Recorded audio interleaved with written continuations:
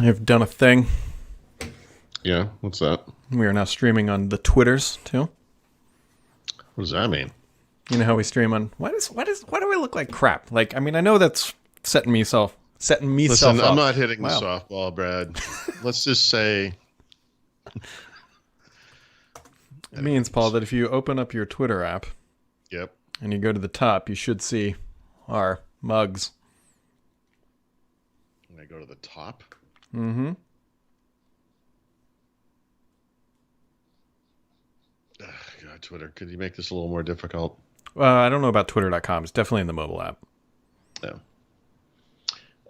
Yeah. So, let me see. Twitter.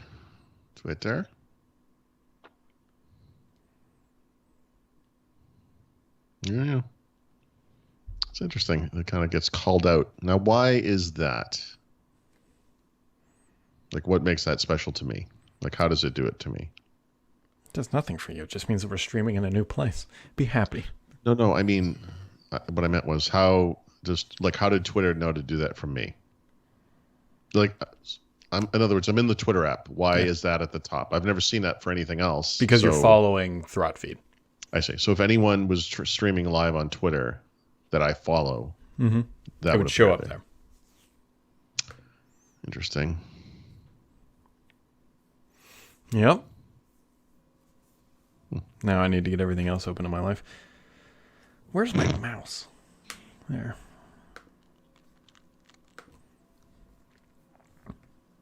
All right. Man. Something strange. What is this? You know what retirement's going to mean for me, Brad? What retirement really is for me? My happiness. Wow. Really? Why that much of a burden?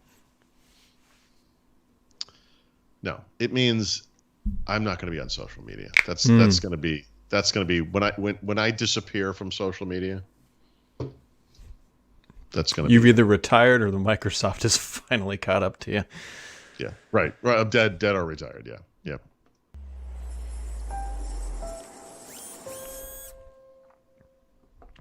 Welcome back, everybody, to the single worst episode of First Ring Daily that will ever exist. Yeah, this is it. I don't know if you should make that promise. We've had some really shitty episodes. Well, this one's bad because this episode isn't supposed to be happening. I'm not supposed to be here. I'm supposed to be sitting somewhere, maybe on a boat. You see everything through the Brad lens, you know? It is. This is this is the worst episode for you. This is the worst episode for all of us, Paul. You can't pretend I'm not here, Brad. I try to every day. I try to every single day. Oh, my God.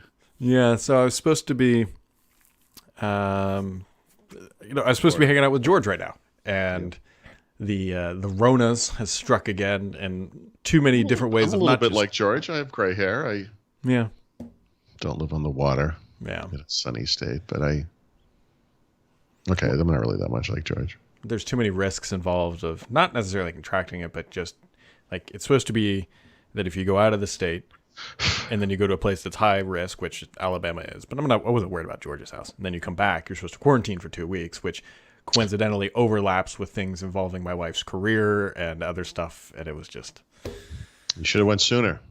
Yeah. Big dummy. Well, Paul, unlike some people, maybe not people listening to this, I'm trying to do the right thing and keep us all healthy. That's the whatever. You are doing the right thing, and it's unfortunate. No. It was because of your wife's job, of course. Right. It wasn't the. And by the way, and I said this to you privately. I mentioned what you were doing to my wife, and I said the same thing to her. Yeah. I fucking can't stand Brett. No, I said. Going down there, staying with George would be perfectly. Yeah. Yeah, it would be fine. It wasn't. And George is probably watching this. Like, George, it's not you. It's. Yeah. Anyways. No, Anyways, it's we all have people, we trust and know, and like I said, I've got friends who are going to visit us next week, I guess, and same deal, Anyways, it's the EU, is where Slack has decided to go to file its complaint. Not surprisingly, not the New York Times or the London Times or whatever, the Sunday Times, whatever they call it, their newspaper over there. They didn't publish any full-page ads, but they're going to go after Microsoft in the EU courts, which Yeah, and that's a discussion. I mean, I It know is. people are going to fall on this one way or the other, and I got to say there's a lot about how do I say this? But like, Hmm. I've complained about getting up in the morning and having to go through the site comments, right? I see a lot of really narrow-mindedness, and it bothers me. And it bothers me that there are people who are like, oh, Microsoft, this is ironic. Microsoft's getting their just desserts. They did all this terrible stuff. They're ratting on Apple, and now they're getting an antitrust again. And it's like, guys, seriously, I nobody complains about Microsoft more than I do. This is a completely different company than Big it facts. was. Big, completely different company. That said, are they integrating Teams into Microsoft 365? Absolutely. Does that give them an advantage over Slack that can't do this? Absolutely. Is it illegal? That's the debate. I mean, is this the same old belligerent Microsoft of the 1990s? No, Hmm. no. And by the way, it doesn't help Slack that this is happening, that they decided to do this in a pandemic Yeah. when Teams usage has artificially exploded. And a lot of those companies are going to stick with it, of course, Hmm. because I think one of the big things we learn here is that some of this stuff works pretty well. And Yeah. even when the world goes back to semi-normalness, and whatever that means, we're going to still use a bunch of this stuff. There's a couple things I think, more than a couple, that are probably working against Slack on this. One being Skype for Business. Like this isn't some Yeah. new, like Teams isn't brand new. Well, It's they it had a isn't, but communication and collaboration tool. It was no, just you're not right. And it great. goes even beyond that. I mean, I can't remember the names of all these things, but there was like an office communications server product that had Hmm. a Lynx was one of the names, remember? Yeah, yeah, yeah. Lync, rather, Lync.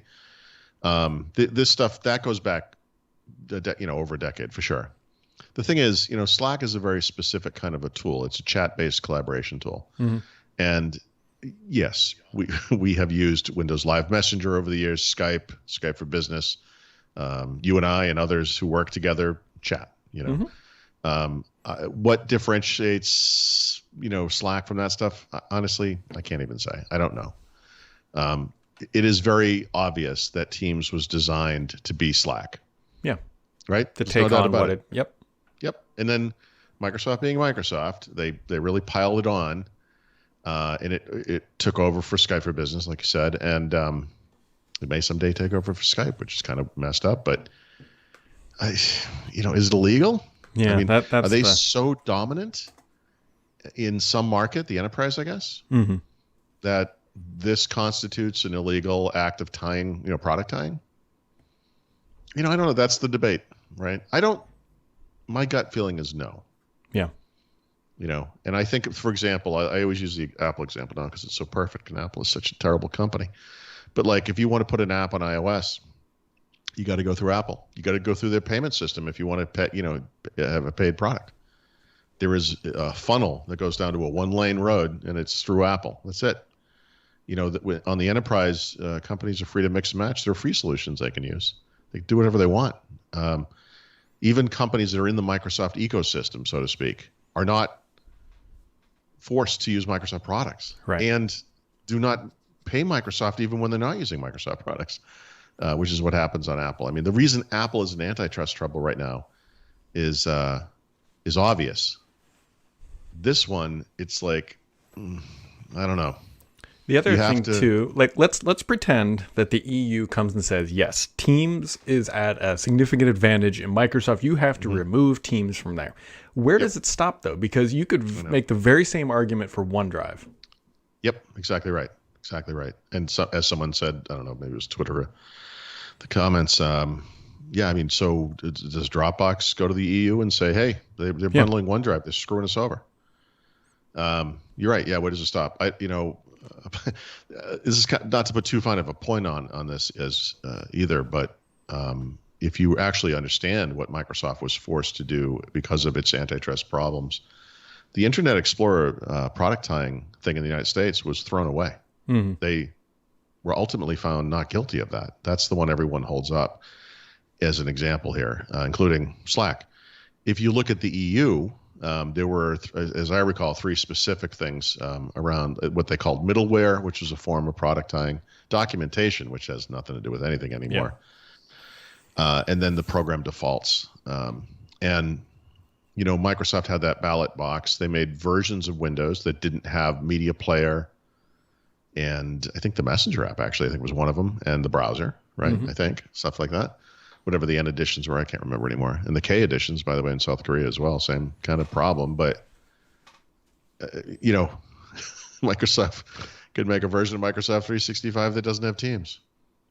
I mean, what is that? Does that solve a problem for anybody? I don't know. Does Teams only become in a version of Microsoft 365 that you have to pay $5 extra for or something? I mean, I don't know how you delineate this. Yeah. We will see.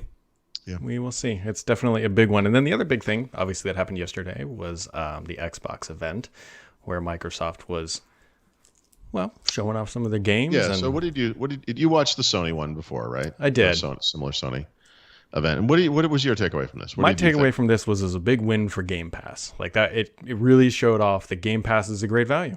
So, Yep. Other than that, the Halo didn't really do much for me. It seemed a little lackluster. Yeah, I thought so too.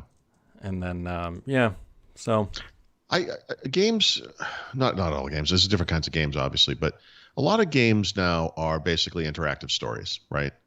And I don't remember the names of all these games, but they were like these kind of scary drama things and people walking around and talking to each other. And, ultimately, even like if you played the single player campaign in the recent Call of Duty game, or the Halo campaign will be like this, of course, it's basically an interactive story.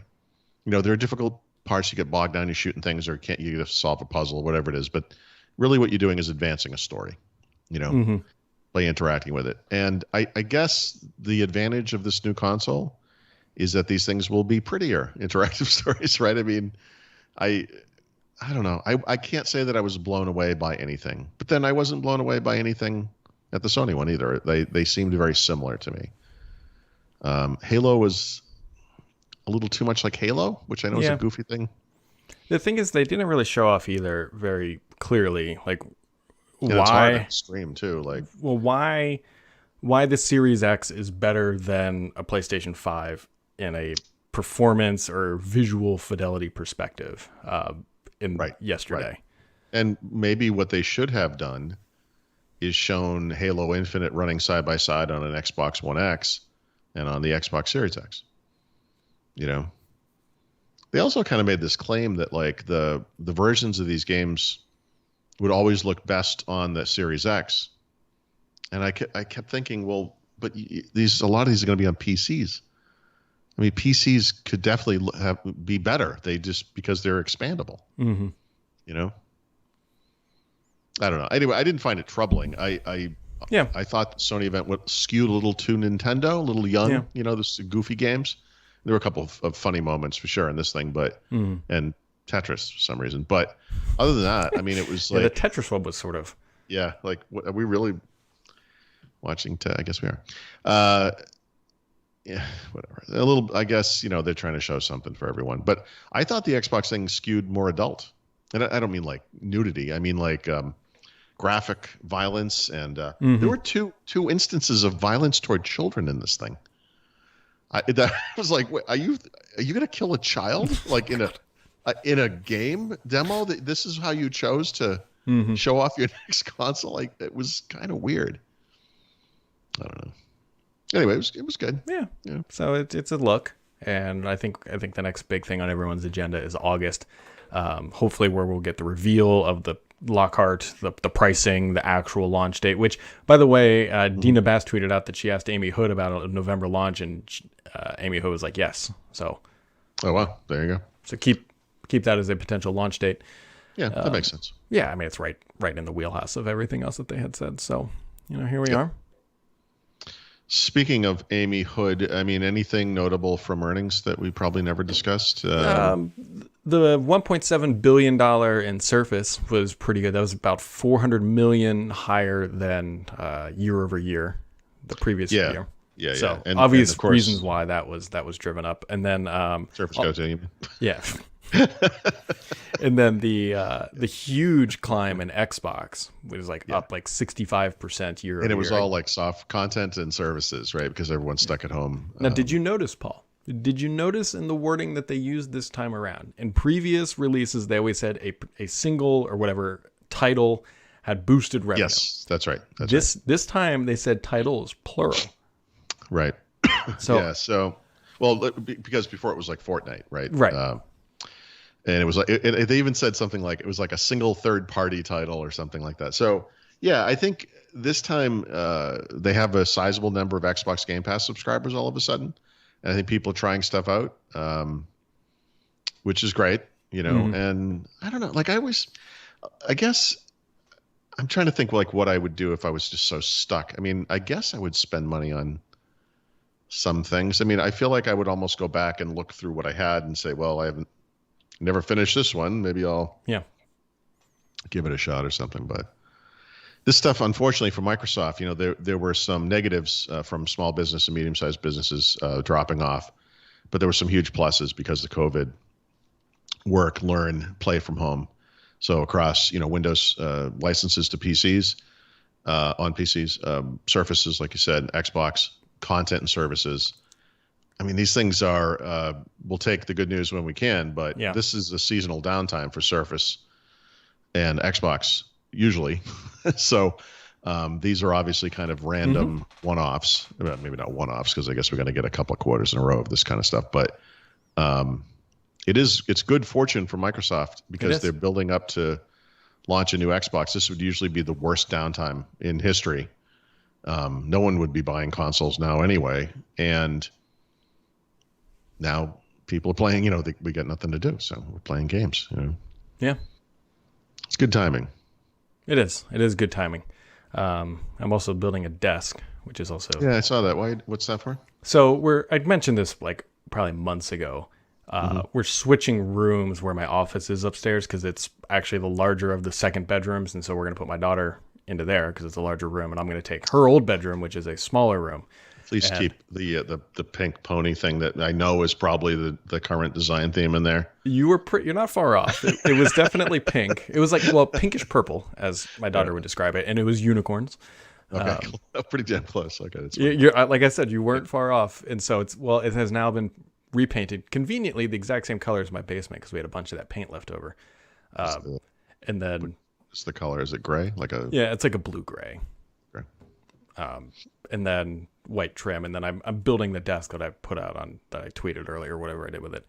It's really just a butcher block top. And then I've got like 4 or 5 IKEA pole things left over from the desk I'm using currently. It's kind of the bottom I'm just going to attach them to the bottom and that's it. Like yeah, nice.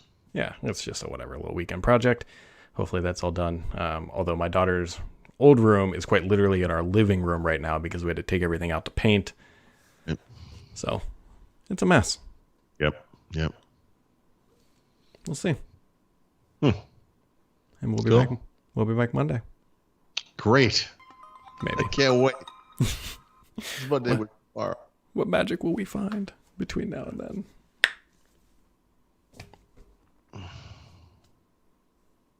Yep.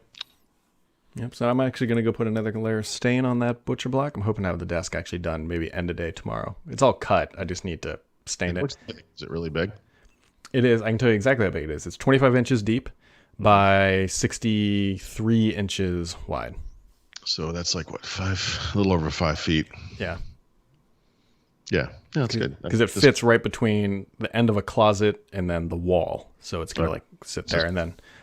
We'll eventually get like a couch for that little area, and that way I can take naps during the day. And yeah, I think I'm going to do that right now. Well, you enjoy that. All right, later. Bye.